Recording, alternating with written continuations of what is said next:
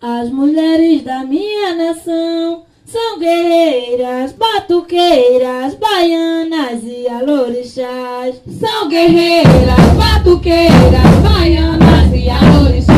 As mulheres da minha nação são guerreiras, batuqueiras, baianas e alorixás. São guerreiras, batuqueiras, baianas e alorixás. Conhecem a força, o segredo do mundo e o deixam na terra de Goiás. Conhecem a força, o segredo do mundo e o deixam na terra de Goiás. Toma de paz, carrega calunga, e irmãos alegres abençoar. Toma de paz, carrega calunga, e irmãos alegres abençoar. As mulheres da minha nação são guerreiras, batuqueiras, baianas e alorixás. São guerreiras, batuqueiras, baianas e alorixás. Conhecem a força, o segredo do mundo e o deixam na terra de Goiás. Conhecem a força, o segredo do mundo e o deixam na terra de Goiás. Toma de paz, carrega calunga, e irmãos alegres abençoar. Toma de paz, carrega calunga, e irmãos alegres abençoar. Boa tarde, gente.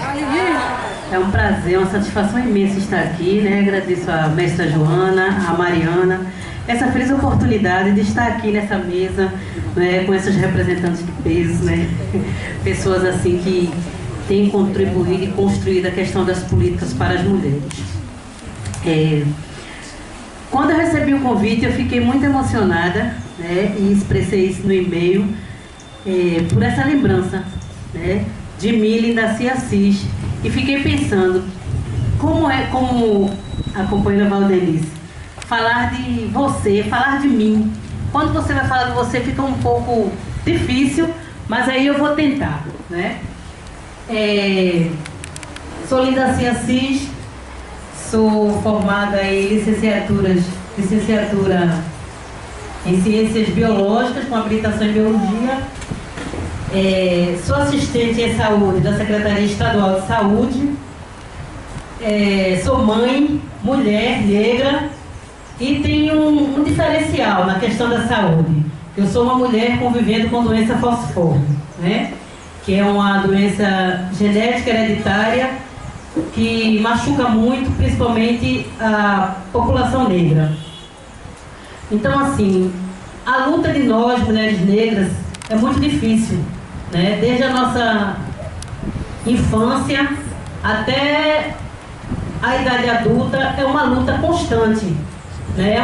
Vivemos na resistência mesmo, e na questão do empoderamento, na questão de você estar o tempo todo armada, porque quando o preconceito, o racismo bater na tua porta, você tem a resposta, está preparada para isso. E isso é difícil, isso exige muita luta, muito conhecimento. Tem muitas que estão aqui na mesa com quem, assim, eu ouvi as falas, já ouvi a militância, a luta, e eu me espelho nessas mulheres e em tantas outras mulheres negras, né? Porque eu não conhecia movimento negro, não conhecia movimento nenhum, mas eu já vivia numa resistência em relação à saúde. Porque nós sabemos como é difícil o acesso à saúde da população de comunidade periférica, em especial as mulheres negras. O acesso à saúde é muito difícil. Então, desde a minha infância que eu já venho resistindo, e sem saber que estava em constante movimento, né? Quando eu entro nesse movimento de saúde, por uma luta individual na cidade, a gente tem que dar o melhor, porque temos que ser o melhor, porque passamos a vida toda escutando que nós não somos capazes, né? Que o espaço da escola, o espaço da universidade não é para negros. Então, a partir desses 20 a 15 dias, abandonava a escola, abandonava a universidade, mas essa falciforme, o médico olhou para mim e disse: você tem uma doença que é normal do povo negro, você só tem 40 dias de vida. Então, eu passei minha vida todinha angustiada, pensando nesses 40 anos. Então, hoje eu estou com 48, e o médico que disse isso para mim já morreu.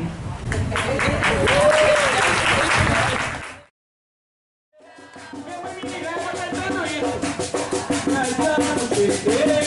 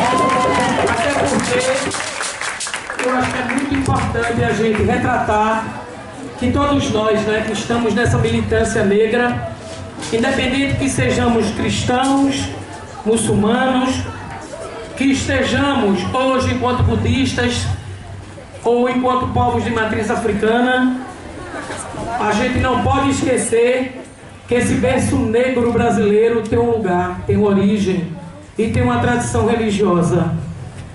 Eu pontuei aqui algumas coisas que eu achei muito legal na fala. Eu sou uma mulher nascida em berços tradicionais cristãos, 10 irmãos, e quero muito falar do racismo religioso, né? Não das outras formas de racismo, racismo às avessas, reconhecimentos de pessoas que não reconhecem a luta de outros. Eu não quero falar do ódio que está impregnado nos humanos. Eu quero falar para vocês, meninas e meninos, que nós vimos sim paridos por mulheres que não nos deram peito, que não nos deram de mamar, mulheres que estavam ocupadas realmente em peitos emprestados aos brancos, mas que essas mulheres ainda hoje sobrevivem, parindo várias de nós, né? Na verdade, eu sei o quanto custa lutar e ser negra nesse país. Negra porque os nossos homens não nos valorizam, não nos reconhecem.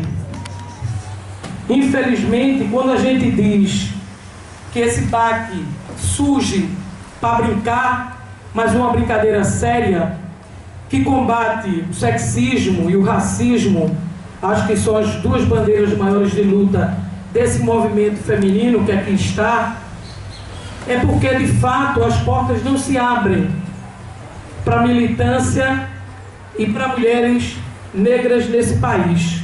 Tudo é muito complicado. A minha história vem quando minha mãe descobre que eu estou doente e me leva a um terreiro. E como é que pode uma menina branca numa religião de negros? E aí começa a minha história.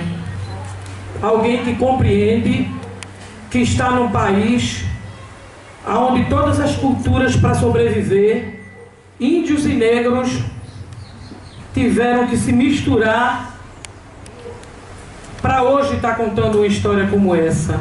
Então, quando a gente começa a perceber isso, minha mãe diz: não, mas isso não é a tradição que a minha filha deveria seguir, porque a tradição de branco não é a tradição que vem da escravidão, que vem do sofrimento. E aí está a ignorância, né? Porque todo mundo sabe, e aqui não é aula para ninguém, dizer que nós não somos frutos de uma escravidão, né? Que nós aqui fomos feitos escravos.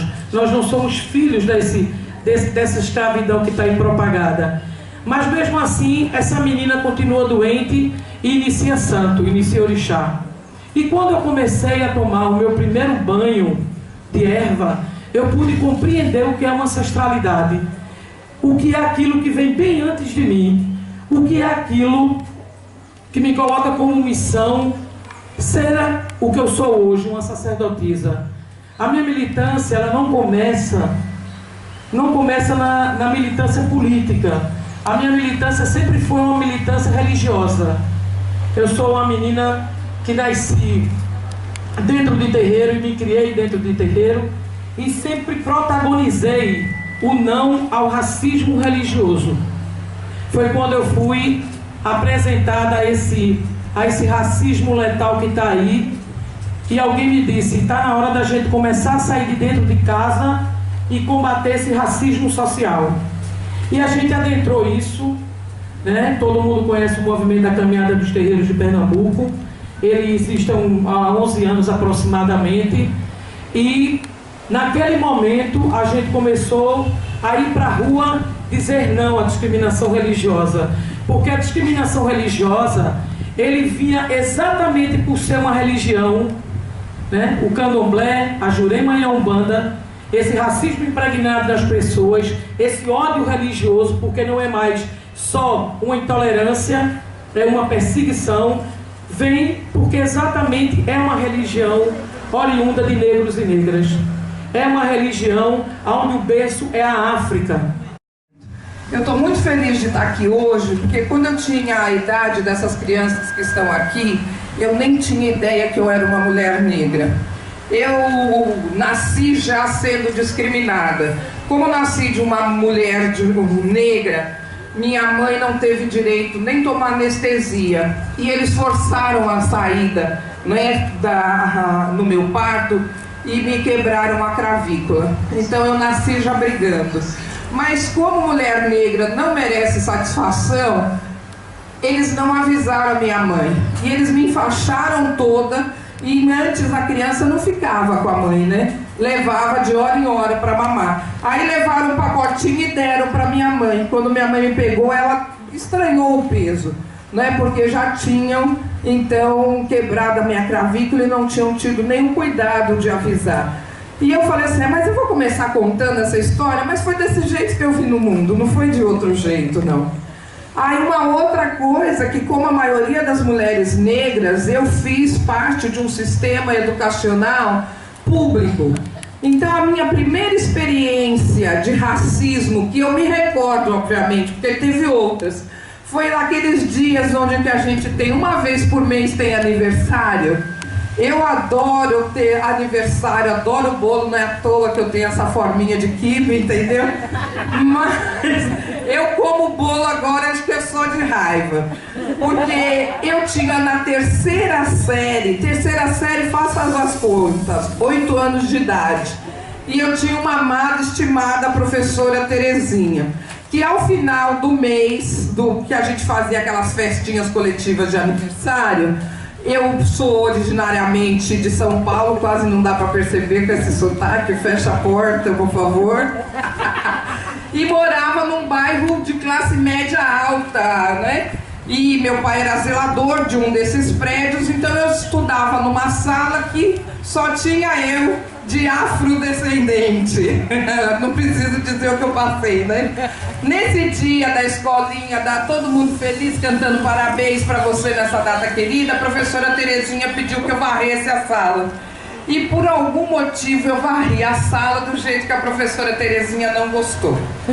Porque eu tinha que ser expert, até porque eu venho de uma linhagem de mulheres negras empregadas domésticas, com muito orgulho. Mas tinha um jeito lá que acho que é alguma técnica, né, especial que só é dada às mulheres negras, da qual eu não correspondi. A professora Terezinha tira a vassoura da minha mão e disse que eu não servia nem para varrer a sala. Esse é o sistema nacional que nós temos. Muitas das crianças que estão aqui, muito provavelmente, não passam mais por isso. Mentira. A gente tem desde 2003 uma lei, né, que diz é preciso trazer a história e cultura afro-brasileira para as escolas. E a gente não consegue fazer isso. A gente não consegue fazer isso porque a gente vive uma realidade de racismo. E o racismo no Brasil é muito forte. Por quê? O racismo, ele deixa a população afro-brasileira em situação de subalternidade e deixa uma população hegemônica em situação de comodismo.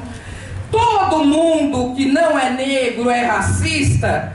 Não, eu digo um grupo hegemônico. Porque quando eu digo um grupo hegemônico, eu digo assim: olha, você que não é uma pessoa negra, mas que usufrui, por exemplo, do BAC Mulher, de herança extremamente afro-brasileira ou africana, que bebe desta fonte dos negros, reconheça o seu lugar de privilégio. Porque uma coisa é eu, Denise Botelho, de cabelo duro, batendo tambor, mãe Joana batendo tambor, e outra coisa é uma mulher burguesa do estado de São Paulo batendo tambor.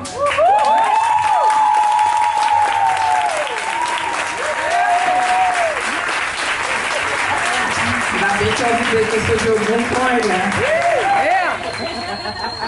E eu tenho que dizer isso para que todas as mulheres brancas que estão aqui usufruindo dos conhecimentos de Mãe Joana e dessas Ialorixás que estão aqui anos e anos, não é, guardando esses saberes, que vocês façam reverência a essas mulheres.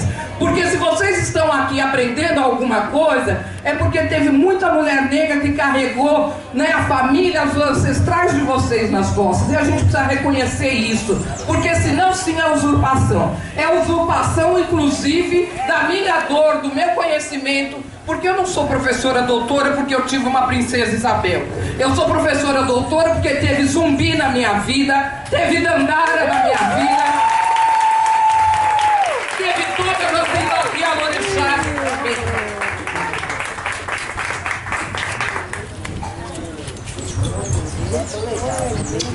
Tiveram todas as Yalorixás que vieram antes de mim. Mais importante do que ser professora doutora, que pode ser que inclusive muita gente nem sabe o que é ser professora doutora, né? A minha tia dizia assim: ah, Denise, você vai ser doutora? Agora eu não preciso ir mais no médico? Não, minha tia, não é isso. Doutora na universidade é quando você estuda muito, né? Então eu estudei, pra minha tia entender, eu disse assim: olha, eu estudei agora como os brancos, porque é muito difícil para a população afro-brasileira chegar onde algumas de nós, como eu, como Val, que temos, né, doutorado, é muito difícil. Significa que eu estudei lá no primário, onde a professora Terezinha mandou eu varrer a bendita da sala de aula, e eu não prestava nem para isso. Eu fiz uma escola técnica, como a maioria das mulheres da minha geração, homens e mulheres negros. Por quê? O ensino técnico te mandava para o mercado de trabalho, enquanto os filhos dos patrões da minha mãe iam estudar na escola normal para ingressar à escola superior, que inclusive até hoje a gente chama a universidade como ensino superior, porque estava fadado a quem ia direcionar o país, a quem ia mandar o país. A maioria das pessoas negras foram para a escola técnica alimentar o mercado de trabalho de uma realidade capitalista que mói gente, né, nas linhas de produção. Eu ainda consegui. Eu lembro que quando minha mãe era viva, que minha mãe morreu, eu tinha 12 anos de idade. Um dia eu falei para ela assim: quando eu for para a faculdade, ela quase me deu uma surra. Porque isso era tão distante da gente, como eu. Essa menina pretinha, gordinha, eu usava óculos, agora eu sou operada, viu? Mas eu era preta, gorda, usava óculos e queria ir para a faculdade. E para minha mãe aquilo era inconcebível. Eu venho realmente de uma linhagem de mulheres de empregadas domésticas. Então, quando eu sonhei, minha mãe disse assim: se você fizer o termo, na época era o 2º grau, tá bom demais. E aí, onde lá minha mãe estiver no Orum, eu vou dizer assim: minha mãe lhe desobedeci, porque eu fiz o técnico, fiz a graduação, fiz o mestrado e fiz o doutorado. Então, quando a gente fala isso, professora doutora, que algumas não sabem, é porque eu realmente estudei muito. E estudei como branco. Mentira, estudei melhor e muito mais que branco. Sabe por quê? Quando eu estava lá apresentando os meus seminários, eu tinha que ser muito melhor. Porque ainda sendo melhor, eu estava na média. Porque os meus pares, os meus colegas, as minhas colegas, não é, do grupo dominante, podiam fazer qualquer coisa e estava bom. Eu, para ser boa, eu tinha que ser ótima. E se eu não fosse ótima, eu não estaria aqui hoje segurando esse microfone. E olha que o microfone dá poder pra gente, né? Maravilhoso. A pessoa fica bonita quando segura o microfone. Se bobear, eu tô até magra agora, viu? Eu vou dizer para vocês que hoje na universidade eu tenho um trabalho que se preocupa com educação, raça, gênero e sexualidades. Meu grupo de estudos chama-se Audre Lorde. Audre Lorde foi uma ativista norte-americana, poetisa, mãe, lésbica e várias outras coisas. E ela foi uma das primeiras pessoas que nos ensinou a pensar as interseccionalidades, ou seja, as vulnerabilidades.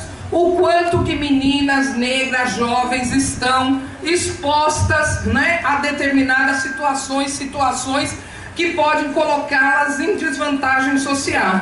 Então, Audre Lorde é essa pessoa. E a Audre vai nos ensinar que enquanto houver qualquer tipo de opressão, eu não serei livre. Por isso que a luta das mulheres negras não é a luta exclusiva das mulheres negras, mas é a luta de todas as mulheres que de alguma maneira tiveram seus filhos embalados, não é pelos nossos braços. É a luta daquelas mulheres que comeram porque tinha uma tia Anastácia na cozinha. São as mulheres que a gente ia na calada da noite benzer nossos filhos, tomar os nossos passes, porque socialmente a gente não podia demonstrar que a gente utilizava desses saberes. Enfim, eu poderia passar o tempo todo aqui. Já está quase no 5? Ótimo. Então, quando eu fui para a universidade, o meu concurso foi na Universidade de Brasília, que foi uma das primeiras universidades a terem ação afirmativa. Tem alguém aqui, além de mim, que é contra ações afirmativas? É a hora. Olha só, sabe por que eu sou contra ações afirmativas? Ações afirmativas sempre existiu, porque eu sempre abria todas as portas e só tinha pessoas brancas lá. Quer maior ação afirmativa do que isso? Então, na verdade, a ação afirmativa começou a incomodar as pessoas, ao grupo dominante, quando foi direcionada para quê? Para pessoas negras, para os povos indígenas. Por quê? É uma inversão de poder na sociedade. Se tem algum pretinho, alguma pretinha aqui que é contra ações afirmativas, não conta que eu sou ignorante, eu vou pra porrada mesmo. Porque não dá pra gente estar num país racista desse. É brincadeira, viu? Eu não bato, mas eu jogo praga. Mas olha só, não dá pra gente estar num país onde a base econômica foi desenvolvida a partir dos nossos ancestrais e que lá no dia 14 de junho de 1888 puseram meu tataravô, meu bisavô, de vocês na rua sem indenização, sem uma política de inclusão numa sociedade de classes.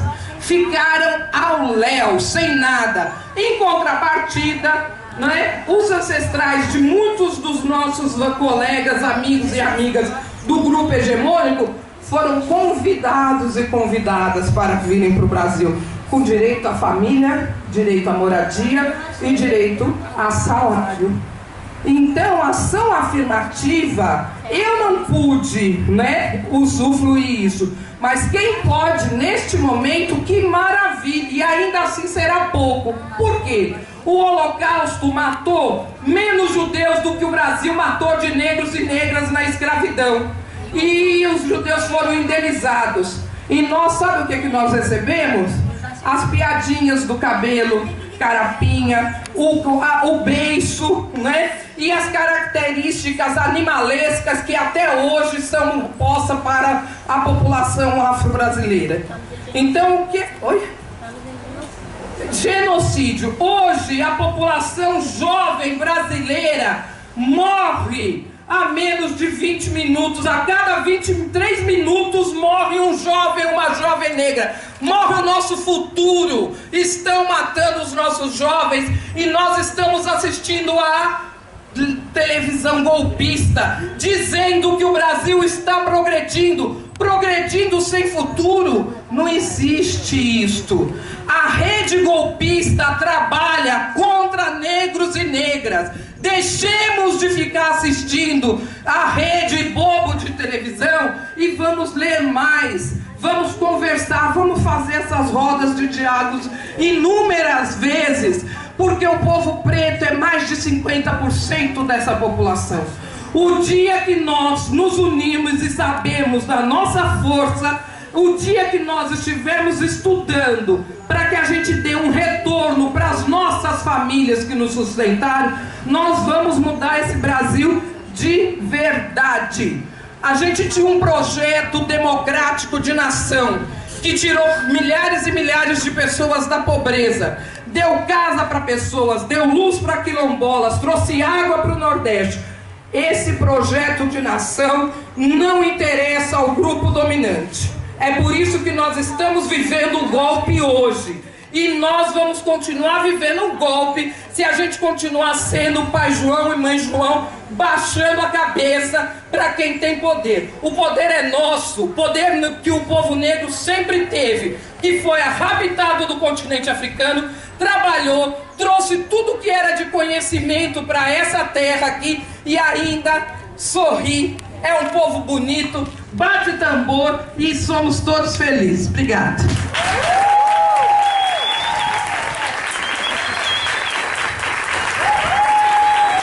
Você já tem produto demais, né? Já para perguntar, não é verdade?